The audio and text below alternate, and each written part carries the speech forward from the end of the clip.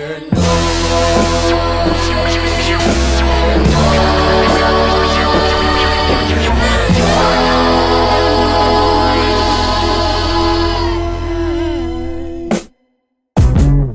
feel out of order. Thursday, 13th of March. We are currently in Uluwatu. Actually, we managed to switch from Canggu or Kerabukan area to Uluwatu, and now we have a ton of work to do. We're planning. We've got Isaiah behind the lens now, so welcome to Bali. Joel and Jack are coming through tomorrow. We've got a bunch of things that we need to do this weekend. But right now, we need to get to a place where we can work because there's government maintenance happening around the area. We have no power. It just keeps switching on and off for a while. Unfortunately, can't work here, so we have to go to a co-working space. Okay, so we are at a co-working space. We're here on Monday, doing a bit of calls, a bit of sales calls today. I've got one in 10 minutes actually. So yeah, let's see if we can close it. Flows teach egos to freeze and then reseed. I'm C4 beneath your Jeep. The second you turn that keyhole, the heat blows. Your weak flows right out the water. The father, boy, I work smarter and harder. My style got a restraining order. I guess from that, I think you listed that you guys are doing 40 to 45k a month. Is that right? Okay, so where do you feel like it should be at? But you see the discrepancy there. You see how it's not going to work with that current strategy, right? Yeah. Okay. So you guys are licensed, right, for alcohol and everything? Okay, good. From just looking at your socials, your website, your marketing approach, a lot of the foundations are just not there at the moment, right? And the way you're operating right now, yes, it could be working, you could be at 40, 45, but imagine if you had the right systems. Could you be at 60? Could you be at 70? You guys don't have a reservation system at the moment, and you don't have a database that you guys utilize a lot of the time, which could lead to more bookings. It's almost like it's a question of how much bookings are you leaving on the table at the moment. Ending the day at 3:30. We closed the deal. It wasn't PIF, it was a split, but that's alright. New client and our Gojek here. So I'll see you guys back at the villa.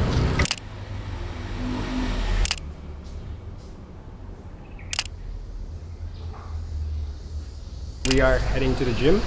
We're going to Kanana village. We got Joel and Jack over there. They're going to be riding their bikes. Be riding a Gojek because it's easier. Nah, I'm just a bitch. I don't know. I just don't feel comfortable riding a bike right now. So the boys are giving it a crack. The gym is like 4 or 5 minutes away.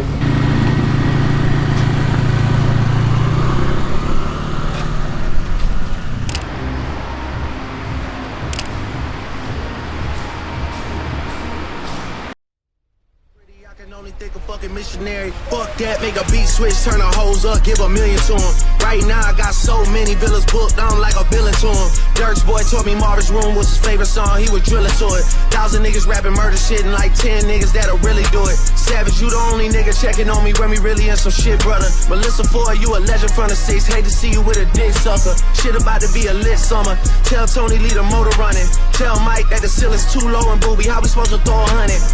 Damn. That's a heavy set. The boys are absolutely killing me with this back workout. I'm a bit slack. I lost actually, I think like 5 kilos ever since coming to here to Bali. Everything is so much heavier. I haven't been going to the gym consistently just because of where we were, and then I got sick.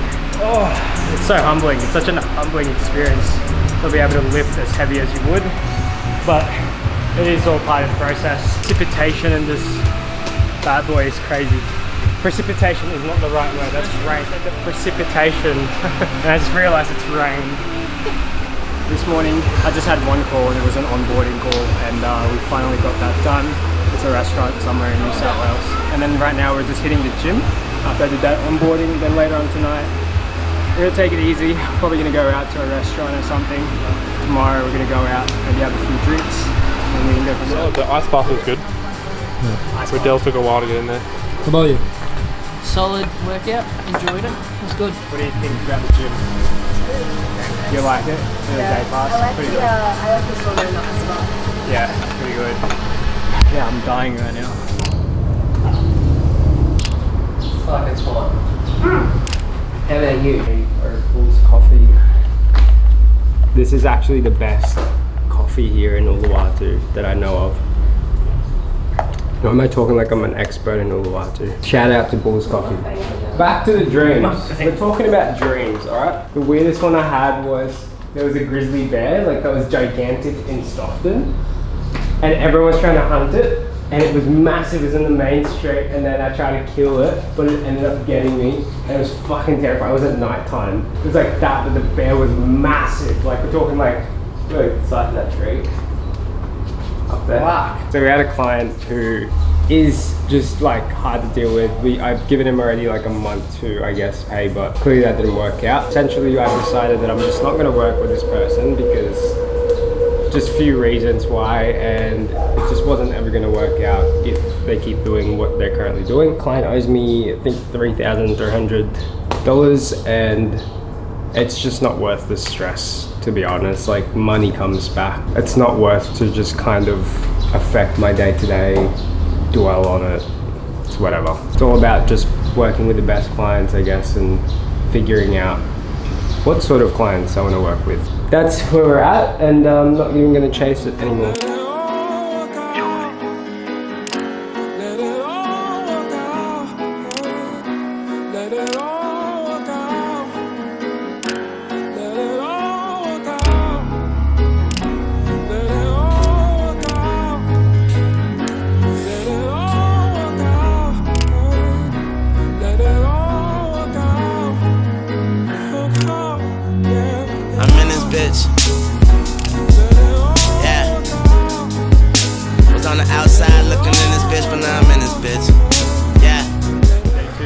Back at the village, we are training chest and triceps. I'm going to be absolutely fucked after this. So we got Isaiah also training.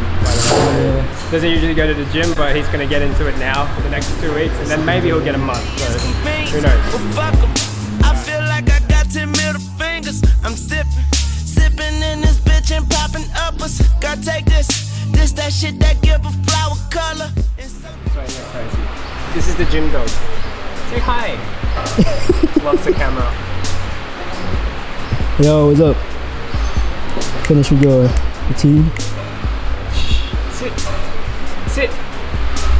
Do I say sit in the needle for you to sit? Seems chill. Bro, the cutest dog. Oh, you're so cute. Bad bitch playing my hair, nigga. She said relax to him, baby, don't stress out. But I got a lot of shit on my mind, though. She say let that shit work itself out. Let that shit work itself out. C5. It's a show today, baby.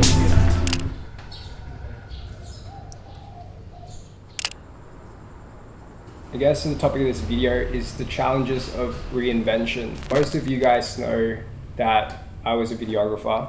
I was shooting a lot of events. I was shooting a lot of different businesses, different niches. I was able to land really cool opportunities from traveling all over like different parts of the world. Then I had to make a change, and that change didn't come easy. The reason why I kind of walked away was it was because I didn't feel fulfilled anymore. When I was doing a job, it didn't challenge me anymore. And for me, that's super important. The whole reason why I got into the videography side of things was because it sounded challenging. I didn't want to do a traditional 9 to 5, and it offered a lot of flexibility. I was able to control my own time to a degree, but then after I did all the things that I wanted to do in my goal list within that last 2 years, I was kind of lost. I wasn't sure if I still wanted to do it. I still wanted to do videography for a living. And so I started the marketing agency. I walked away from a wedding business. I walked away from traveling. I walked away from shooting events, all of that stuff. I was actually super stressed out because I think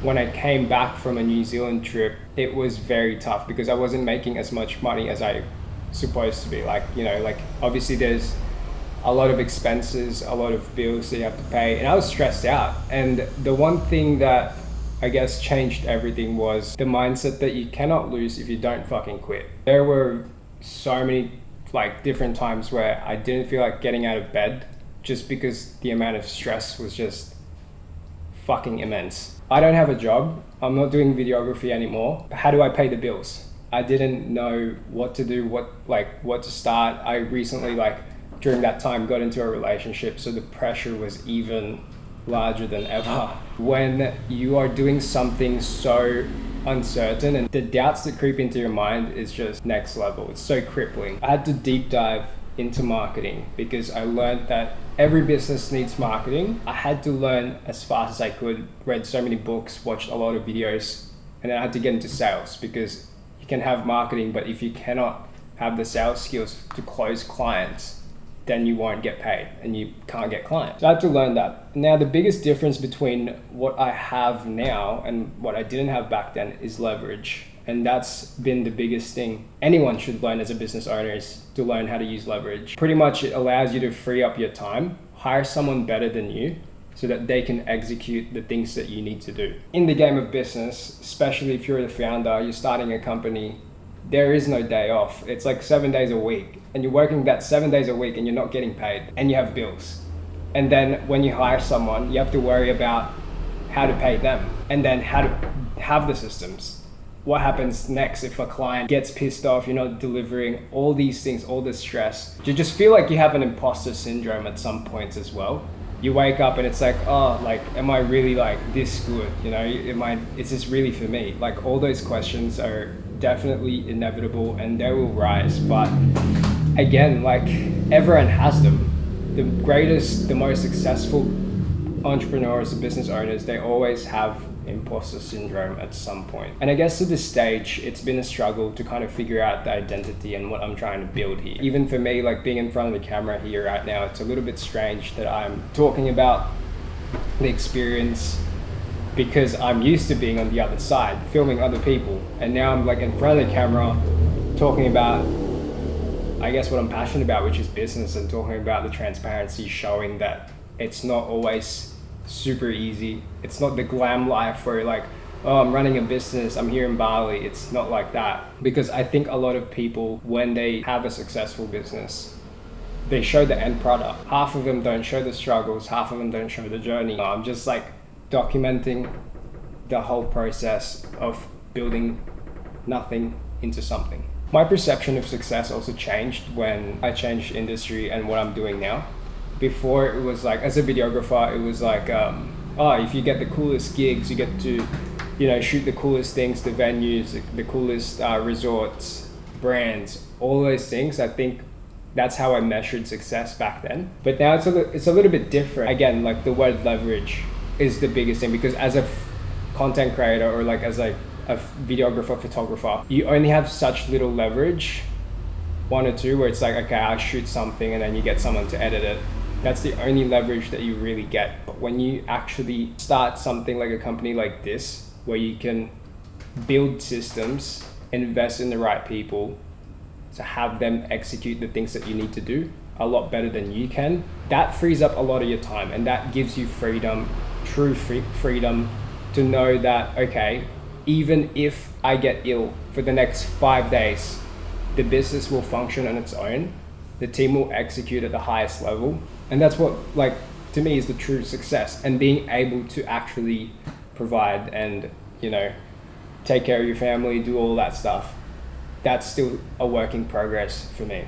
I think what's driving me now isn't even necessarily the money factor. I chose one of the hardest, if not the hardest niche to start, as a marketing agency working with restaurants and hospitality. Due to many factors, there's not enough prospects, hard to track conversions, a lot of variability that can affect the way we deliver results, but that didn't stop me. Going back to what I said, I wanted a challenge. The skills that I've learned have been immense, and I highly doubt I would have developed these skills doing the exact same thing over and over. I wanted to be a leader, someone who can charge in and lead a team through the good and the bad. Now every day, God presents me the opportunity to excel at the very thing I've envisioned. I wrote up something, I guess, that might be relatable to any viewers that would stumble across this video. If someone else is in the position I was in, you're comfortable, you have a good job, but you're unfulfilled, here's what I would tell them if they wanted to build something larger than what they're currently doing. You have to follow what you truly desire, not settle for the comfort of now and face the fears that creep into your mind. The pain of building something now and moving away from what you're used to is never going to be as bad as the pain of regret and wishing you had all the time again to create something larger for yourself. So I guess now you guys know me, what I used to do, and you've got direct access to my journey. And so if you wanted to follow along, just again subscribe, hit that like button, share it, I don't know, follow me on Instagram, send me a message and comment down what sort of like thoughts you guys have about the videos. And yeah, I guess you're gonna follow the journey now. I'm so sorry, the bikes are so loud.